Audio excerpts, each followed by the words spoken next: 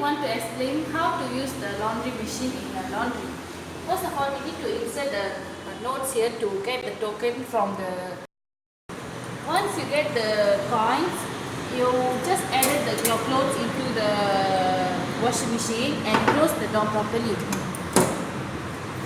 After that, we need to add some supplies over here and select cycle and temperature for your clothes to wash. After select, you have to insert the coin over here and push the start button.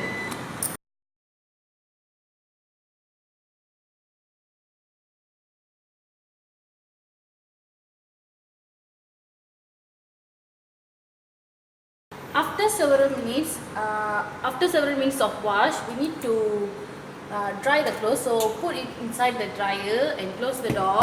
And here you need to insert the coin and select the temperature. And then after that you have to start. Once you done wash your clothes and dry it, you can fold it over here. And that's the process of the laundry machine